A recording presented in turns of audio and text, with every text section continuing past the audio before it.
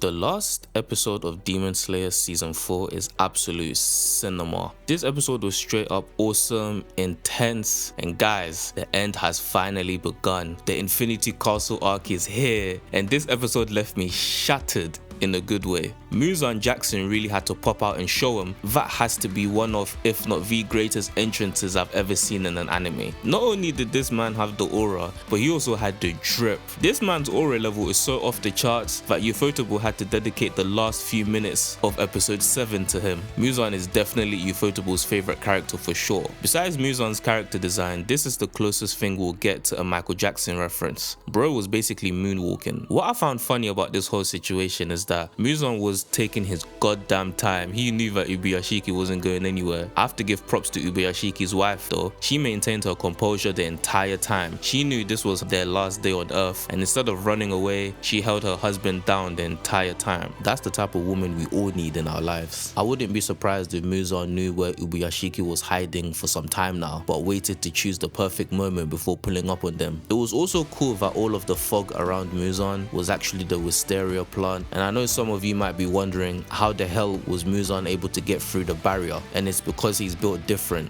That's why. He's the demon king of pop. You really think a plant is gonna stop him? Please. Now that Muzan and Ubuyashiki are finally meeting each other, there's going to be a battle of ideologies. There is more to Muzan and Ubuyashiki than meets the eye. Both characters are defined by their stark contrasts that highlight their opposing natures. Muzan as a character is an obsessive perfectionist. He hates change and despises weakness. Everything about his presentation and design gives the impression of a flawless person, but beneath the surface lies a coward. Muzan always avoided direct conflict with the Demon Slayers. This is the first time we've actually seen him confront a member of the Demon Slayer Corps, and he specifically chose to go to a man on his deathbed. The fact that he's unable to move in the sun, as well as losing to Yoriichi centuries ago, is a constant reminder of his own weakness. His relentless pursuit of immortality stems from a fear of death, which is understandable given he was once as sickly as Ubuyashiki is. His need for self-preservation is evident in the way he treats his subordinates. Muzan doesn't care about the upper moons. His relationship with them is one of fear. If they disobey him, he punishes them brutally, leaving many of them terrified. He uses them out of his own selfish intent and will not hesitate to kill any of them to protect himself. On the other hand, Ubuyashiki is the complete opposite. When we first see him, he's not the handsome Chad like Muzan. His first appearance is marked by his declining health. I believe the author did this intentionally. When Muzan recruits demons to his side, he meets them at their lowest points and takes advantage of their vulnerabilities to get them to join him. Ubuyashiki, however, treats all of the members of the Demon Slayer Corps with kindness and compassion. He builds connections with each and every one of the Hashira, earning their trust to the point where they are willing to die for his cause. Even their headquarters reflect their natures. Like Ubuyashiki's mansion has a simple design, but the Infinity Castle is hidden and is as complex as a labyrinth. Their strongest soldiers are also complete opposites. Kokushibo has 6 eyes, while Gyome is blind. But despite their many contrasts, Muzan and Ubuyashiki share similarity. Ubuyashiki revealed that they are both related. They share the same bloodline, but because Muzan became a demon, the entire lineage was cursed. Every male born in the family was frail and would die young from a disease. The Ubuyashikis consulted a priest who told them that the only way the curse would be lifted was if they made it their sole purpose to slay Muzan. This was the catalyst for the creation of the Demon Slayer Corps,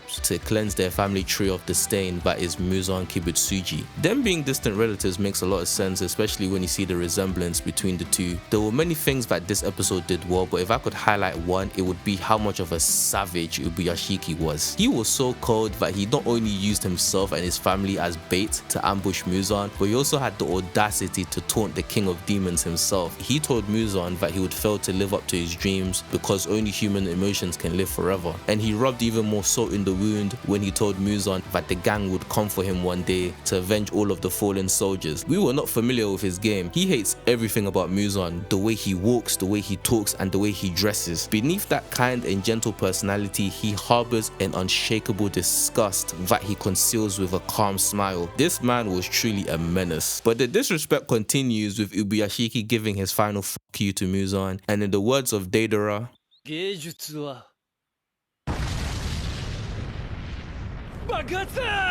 holy sh**. The VFX and the animation were freaking immaculate. I am blown away by just how real that explosion looked. It was way better than the one in Oppenheimer. That one explosion had better animation than most anime this year. This is definitely winning best animation at next year's Anime Awards. I understand that some people might have a problem with Ubuyashiki involving his wife and kids in that kamikaze attack, but at the end of the day, it was all for the greater good. The Ubuyashiki family has been preparing for this moment for a long time. They all knew the cost. He had to find a way to get Muzan to lower his guard, and the best way to do that was to sacrifice his own children. If Muzan had arrived and Ubuyashiki was there by himself, it would have raised suspicions that he walked into a trap. Bro, he had to do this for the plan to work. Also, I think some people forget that he still has other children alive somewhere. Rest in peace to Kageya Ubuyashiki, he went out like a G. Ubuyashiki knew that explosion wasn't going to be enough to kill Muzan, but it was done to buy enough time for Tomoyo to come through, and Tomoyo came in clutch. She borrowed the blood demon art from the guy Muzan turned into a demon back in season 1, and it's crazy how a background character indirectly played a role in the story. Tomoyo, with the help of others, developed a drug that could turn demons back into human. The dialogue exchange between Tomoyo and Muzan was beautiful. I loved how she kept her cool and stood by her resolve to atone for her sins as a demon by bringing Muzan down. Like, seeing this animated gave me chills, and her voice actress did a great job during that scene. She does her best to hold off Muzan so the warrior monk himself, Gyome, can come through and strike, and guys, I screamed when I saw him appear, and I'm a manga reader. After learning Gyome's heart-wrenching backstory in the last episode about how he was wrongfully imprisoned after being assumed to have been the killer of the children he cared for, Ubuyashiki saved him from a death sentence because he knew that he was innocent, and from that day on, Gyome became his most trusted ally. He informed him that Muzan would arrive soon, and he entrusted only him with the plan to sacrifice himself. Even though Gyome was hesitant about the plan, he still decided to honor the master's wishes. And if you thought what he did to that demon in his past was brutal, Gyome went off in this episode. The animation used for Gyome was phenomenal. It was jaw-dropping. I could feel the power of each swing from the screen, and huge shout out to the animator who did this scene. He understood the assignment. Gyome is truly him, and seeing his breathing style animated gets me super hyped for what we're gonna see in the movies. We all know Ufotable is synonymous with peak animation, but what they're doing with Demon Slayer is just incomprehensible. They must have a contract with God or something, because this animation is cosmic. Every single season they improve and continuously push the boundaries of animation. I thought they weren't going to be able to top the Tengen vs Gyatoro fight. I was wrong. They completely outdid themselves with this episode, from the direction to the soundtrack to the action. This episode was a movie. The reason why Ufotable is the best anime studio is because of their dedication to detail. Their ability to blend 3D, special effects, cinematography, and compositing to animate Demon Slayer is second to none. They leave no stone unturned when it comes to using technology to enhance animation. Another vital reason why Ufotable is above the rest, besides their budget and their talented staff, is that their animators are given time to work on their projects. Correct me if I'm wrong, I've never heard any stories of Ufotable rushing their animators or not giving them enough time, and if that's the case, it would explain why the animation is superb. The Hashira assembling and charging at Muzan was epic as hell. It was reminiscent of the Avengers fighting against Thanos, and their reaction to seeing Muzan was priceless, and Tanjiro screaming at him gave me goosebumps. The respect they had for their master allowed them to trump their fears and choose violence. But just when it looked like it was over for Muzan, he had one more trick up his sleeve. The entire Demon Slayer corps getting pulled into the Infinity Castle looked amazing. All of the characters were dropping into their battle locations. The Infinity Castle looked and felt so grand and majestic, and what made me laugh was the reaction of some of the characters. Everyone was mostly scared and confused, and then you have Inosuke, who's excited to throw hands. Let's talk about Zenitsu. This man got transported to a demon dungeon, and he isn't even panicking one bit. He is fully locked in and more serious than ever. For all those who found Zenitsu annoying and irritating, that version of him is gone. Whatever Zenitsu read in that letter changed him forever. He's intensely focused on a goal that he cannot rely on his friends to help him to achieve. He has to be the one to confront this challenge himself. And for the sake of anime onlys, I'm not gonna tell you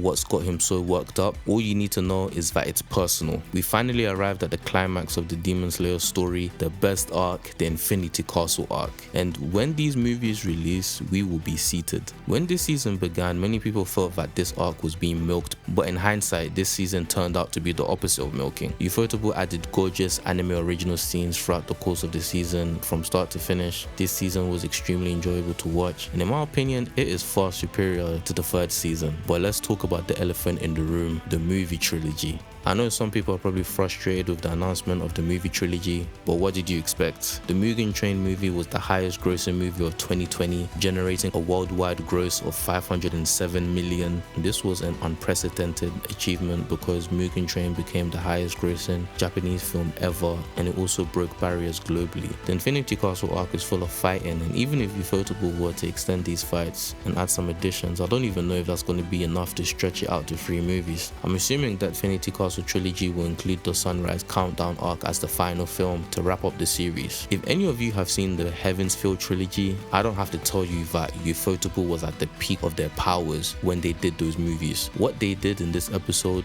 was light work compared to what was done in those movies. The animation is seriously god tier. To this day, I still don't understand how the animators made that. To this day!